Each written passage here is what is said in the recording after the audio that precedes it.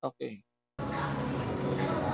Katekram, again, yung details no, na mga about po sa mga issues, tsaka na lang po natin yan pag-usapan. Kasi may napag-usapan din po tayo with the lawyer na Okay, may napag-usapan daw with the lawyer na hindi kailangan i-disclose para ho mas ano na lang po, para hindi na ho pagmulan pa ng iba't iba pang mga opinion. okay. So, Hindi pwede pag-usapan sa social media. Ganun talaga. Yun nga yan eh. So naiintindihan mo, may mga bagay na hindi pwedeng pag-usapan sa social media. Alam yun ng abogado. Pinayuhan na rin kayo na hindi nyo pwedeng i-brought up lahat-lahat dyan sa social media. Oo. At saka nasa legal na proseso na yan, eh talagang hindi na po yan.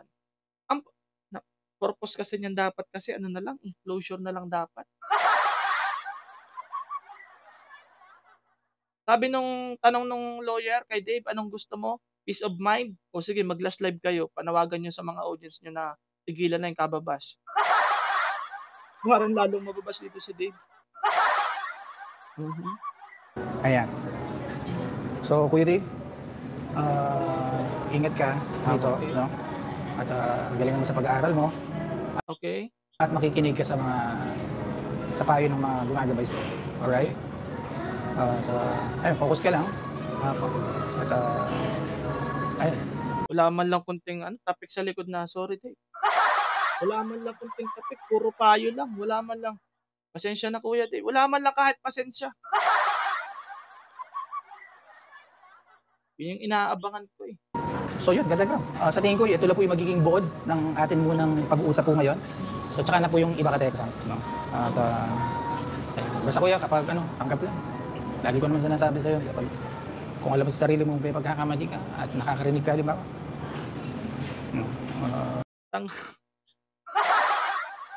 Talagang dinidin yung bata na si Dave lang yung may pagkakamali. Tanggapin na lang daw kung ano daw yung naririnig sa iba kasi may pagkakamali ka naman.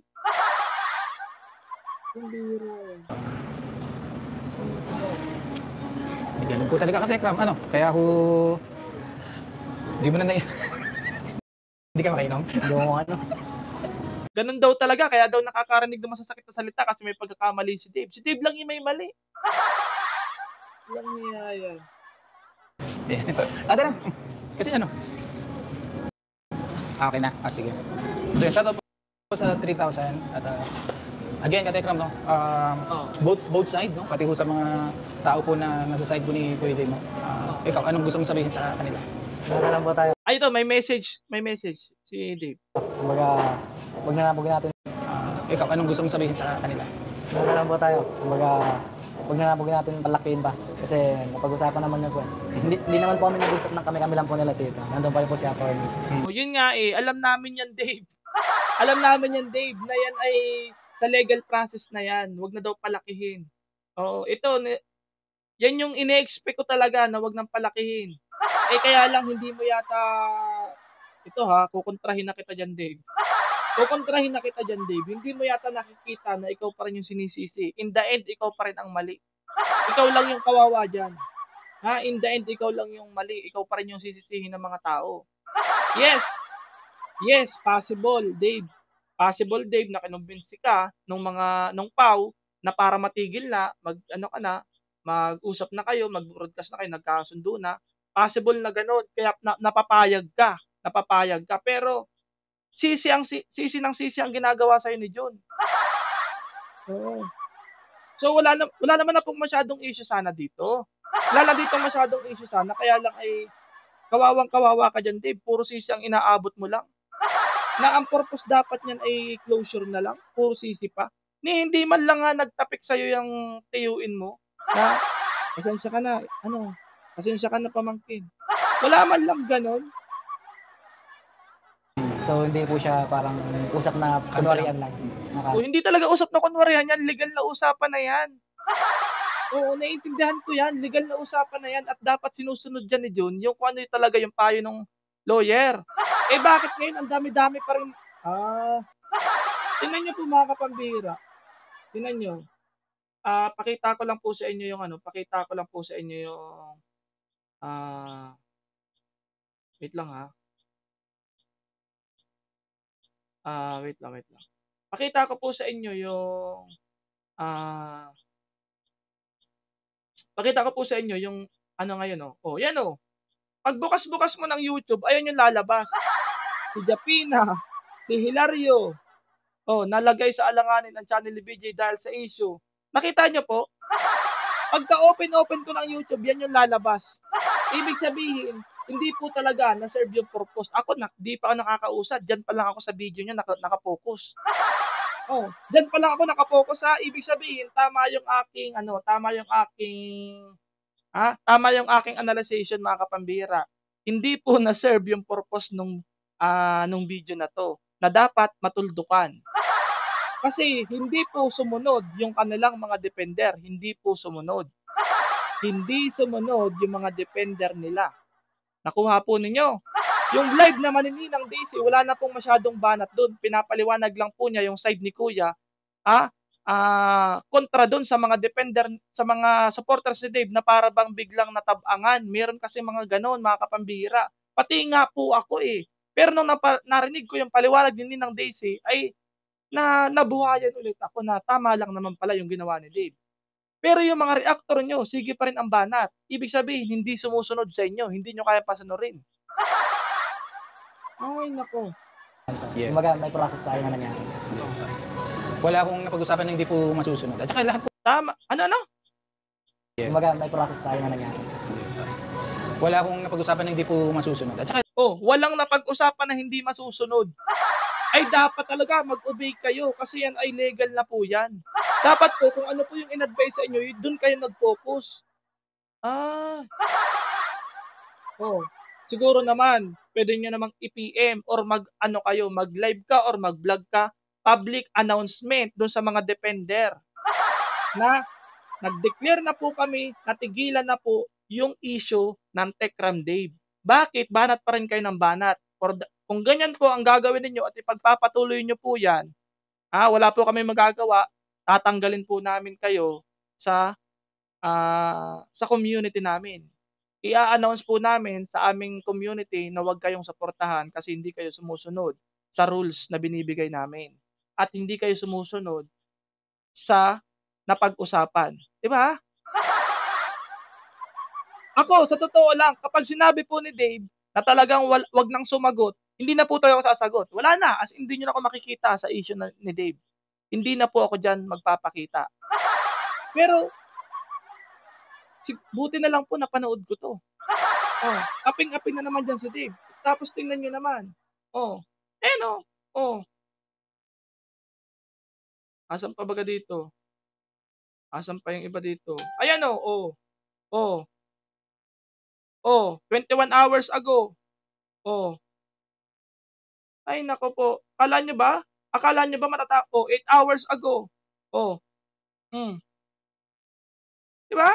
Nakita nyo po yan? Nakita nyo po yan, thumbnail pa rin yung umiiyak si Dave. Nakita nyo po, ibig sabihin, hindi po sumusunod yung mga tauhan nila. Hindi sumusunod. Ay, nako. Okay. lahat po ka-Tekram na-clarify po doon. Siguro yung yung buod.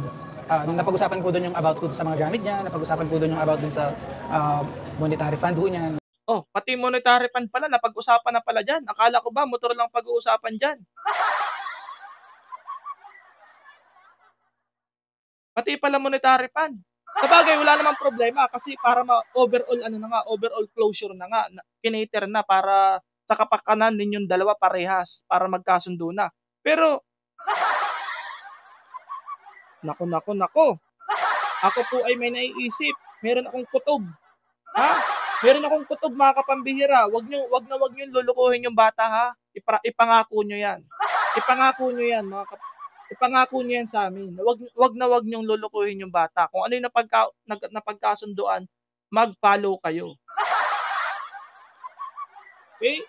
Kasi akala ko ba ang i-cater lang ng Pau Lawyer is yung motor lang at yung mga gamit. Napag-usapan po lahat. Napag-usapan na pala dyan lahat.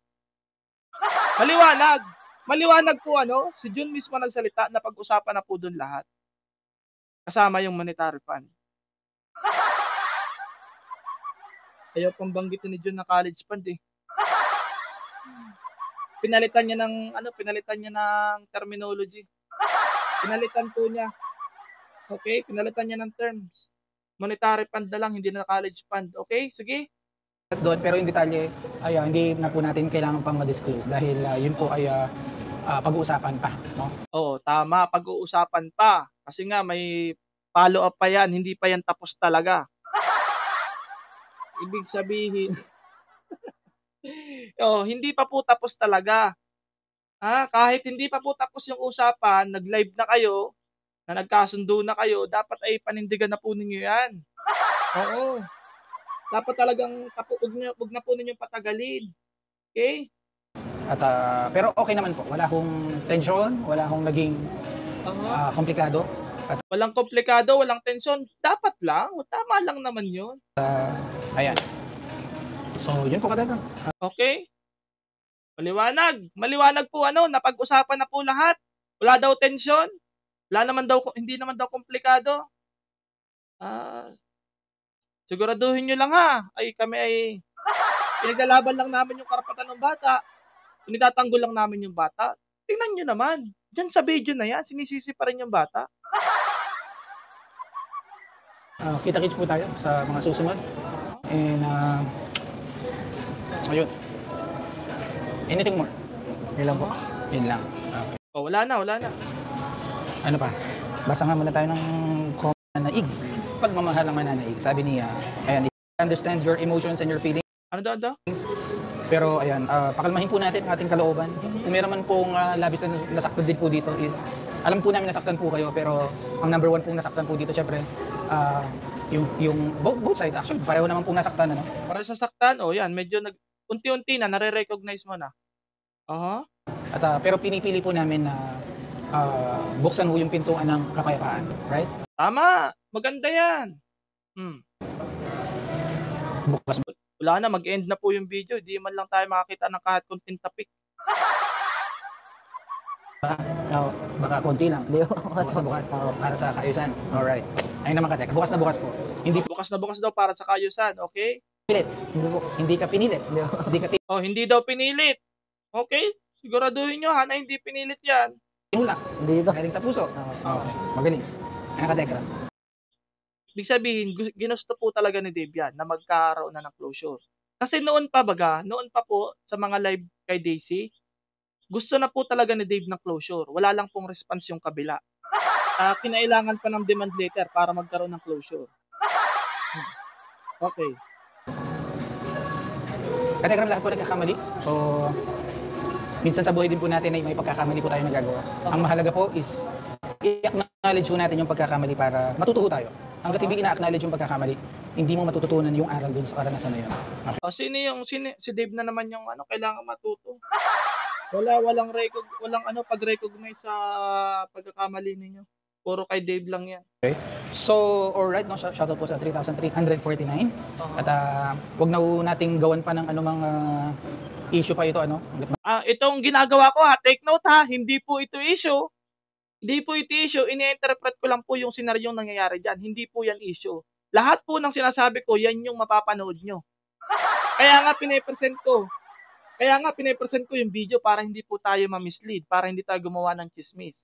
Lahat ng pinapresent ko, hindi po yan panibagong issue. Yan po yung nangyari dun sa mga video yung present ninyo. Okay? Maaari iwas na po natin yung mga issue dahil again ito po ay napag-uusapan na. Okay? So yan, agree ako diyan.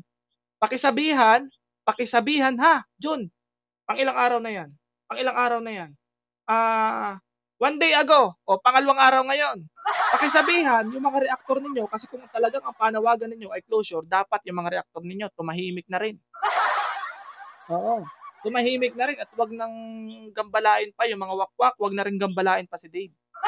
Kasi sabi mo nga, nagkaayos na, nag-uusap na kayo, legal na ang mag-aayos niyan. Sa tamang venue na, hindi na sa social media. Patahimikin mo na rin. Wag yung mga wakwak ang patahimikin mo, yung mga kakampi mo ang patahimikin mo. So, ayun, wala na akong masabi. Kasi hindi naman natin pwedeng pag-usapan yung detalye. At nakabati naman tayo. Iparating natin sa kanila na ongoing yung ating pag-uusap. At ayun. para ho magkaroon na rin po ng yung ibang mga ano,